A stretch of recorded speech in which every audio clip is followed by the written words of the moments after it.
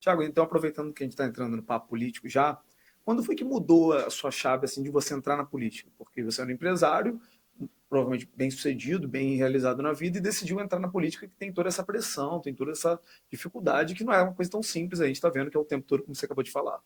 Na verdade, começou assim meio que por acaso, como a venda de gás, o comércio ali, a gente vai lidando com um, com o outro, e começa a ouvir reclamações, a ouvir sugestões, e a gente começa a gerar dentro da gente, pô, será que se eu me envolver nesse meio político eu consigo ajudar de alguma forma? E você começa a ver as necessidades que a cidade tem. E aquilo foi mexendo comigo, mas meio que assim, e um ou outro sempre falava, vai, vai, vai, vai.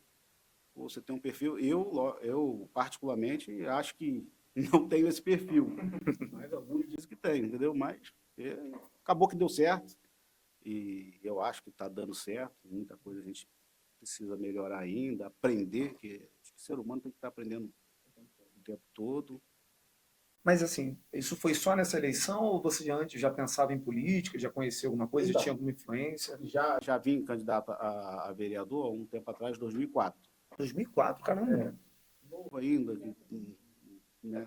É bastante tempo, né? Porque a gente sempre faz uma pesquisa anterior, uma pesquisa prévia, e normalmente a pesquisa prévia envolvendo as últimas eleições, né? Não 2016. conseguiram achar. E eu não achei, eu falei, É. pô, nem 16, nem Não é, 12, se não nem vem 8, nas eu falei, três não, últimas. então ele é a Então, primeira vez. quase ninguém lembra dessa candidatura, né?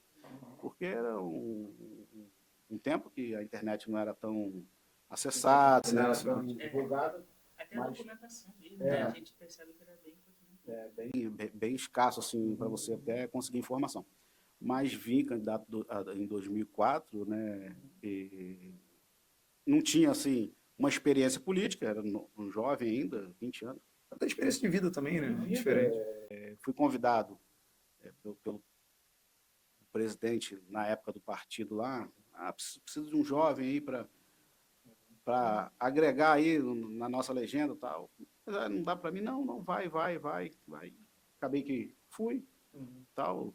Não tive uma votação muito legal, até porque não fui eleito, mas dentro do partido fui o mais votado à época também, mas um pouquinho voto lá, mas aí aquilo ficou adormecido, e aí fui trabalhando e tal, me envolvi em campanhas políticas, né? Nós temos ali a cooperativa em Papagaia Cerci, que é a maior cooperativa de eletrificação dentro do Estado. Fui ali por 4 mandatos do Conselho Fiscal. Aí foi quando eu comecei a ver a política de um ângulo diferente. Por mais que não seja uma política partidária, mas é uma política. Quando você pede voto, é uma política, você começa a ter mais uma noção, e noção boa e ruim. As boas, tem gente que é parceiro, que ajuda, mas tem gente que usa situações para fazer as famosas fake news e querer te atacar, como a gente estava até falando em off aqui, é uma parte ruim da política, que jogam coisas assim sem sentido e sem noção só para Só para ataque, né? ataque. Aí a gente vai amadurecendo, vai entendendo que isso é coisa da política, que nem todo mundo pensa como a gente. Tem gente que tem um pensamento bom, um coração bom, outros querem fazer maldade, e é assim mesmo. É uma situação de exposição que é complexa. É. Né? E assim, como que é a sua relação com os vereadores antes de você entrar na política? Você já tinha um relacionamento com algum deles, o que te fez entrar, ou não? Você já estava só por si só? Não, dos atuais, hoje, dos 15 eleitos, né, não tinha relação nenhuma com nenhum deles. Passei a ter relação depois Que virou vereador. que ganhou a eleição aí, né, teve que ter esse contato. A gente tem que ter esse contato, é lógico, mas antes não tinha nenhuma relação. É engraçado que você comentou um negócio que para a gente é um pouco diferente, né? Para quem é do Distrito Central de Cachoeiras, eu vejo, não sei se é uma impressão minha, se eu estou errado, que a Cercia, ela é um palco político interessante para Pucaia, né? Porque a gente comentou já com outros vereadores também, e eles já falaram a mesma coisa. Não, porque tem ali envolvimento com a Cercia. Eu acho que a Cercia, ela meio que dá um palanquezinho, ela dá um acesso à política para pessoas que nem sempre estão juntas. Então, o tipo de acesso, que, ao meu ver, é porque você, querendo ou não, não é uma política partidária, mas é política que você vai para a roupa de voto. Então, você cria uma experiência nessa questão de bater na casa do eleitor, de tentar Convencer que política é convencer o eleitor, se vender. Na verdade é essa, você tem que vender uma imagem e o eleitor tem que comprar a tua imagem, tem que entender, olhar e falar, não, realmente o que esse cara ou essa pessoa fala condiz com as atitudes dele e eu vou votar nele, vou dar esse voto de confiança. Então a Cerci, nesse sentido, como questão de palanque, acho que funciona assim, para você ter experiência de bater na porta e como é que você vai ser recebido. É porque não é toda casa que você vai ser bem recebido, não existe isso. Não é que a pessoa vai te maltratar, mas quando você fala em política...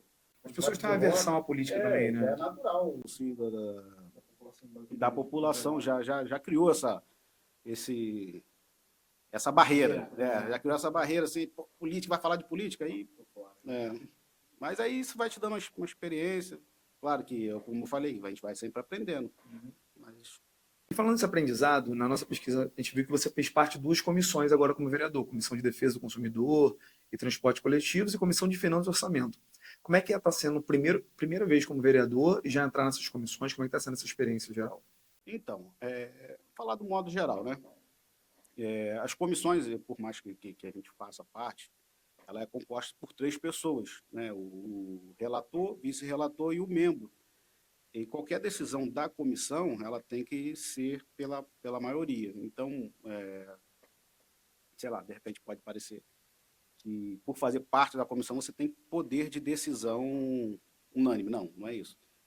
Até a questão da vereança também é assim. As pessoas confundem um pouco. Vereador tem o poder Não. É um colegiado, você depende de voto. E na comissão é a mesma coisa. Mas uma situação importante que aconteceu nessa questão de participar dessas comissões foi na comissão lá da defesa do consumidor e do transporte coletivo, que foram várias audiências públicas que foram feitas, e uma que eu fiz até o pedido, tem até nas minhas redes sociais lá, pedindo que se convocasse também a Rio Ita, porque tem um grande problema no nosso município, que é a questão de não aceitar o bilhete único.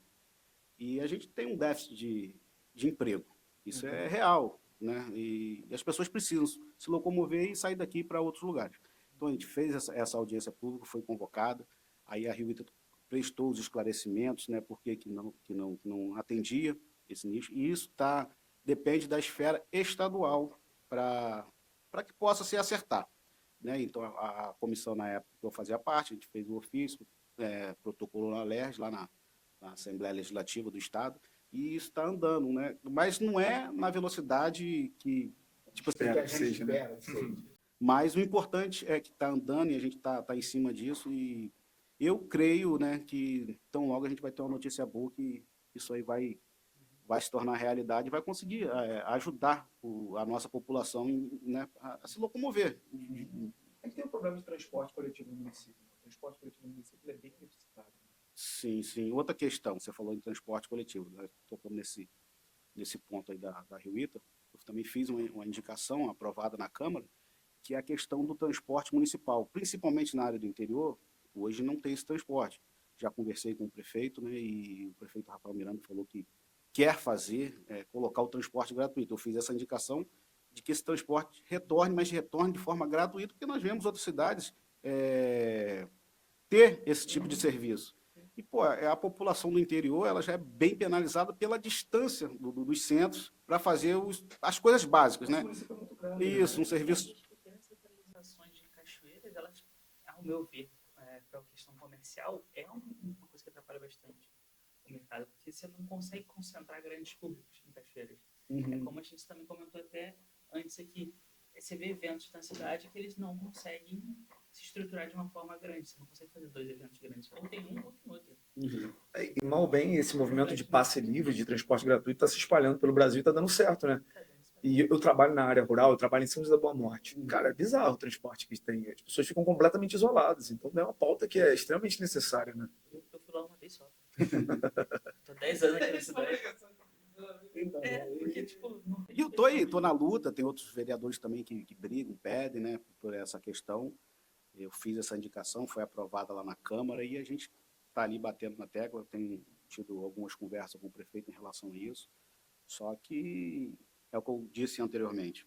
não é do nosso jeito, né? A gente tem que ver as possibilidades. E com o governo, né, o executivo, que como eu faço parte do legislativo, o governo municipal da parte do executivo, eles também têm que ver cálculos, né, despesas. Não é simplesmente você comprar um ônibus e colocar, ou querer fazer alguma coisa a revelia e depois não ter, né, um compromisso com a população, porque isso é compromisso com a população. A partir do momento que você oferece algo à população, disponibiliza aquilo ali, você tem que fazer de tudo para manter aquele serviço funcionando continuamente. Então não é tão fácil, mas também estou aí confiante que isso não vai ficar só no papel e vai andar e vai ter notícia boa.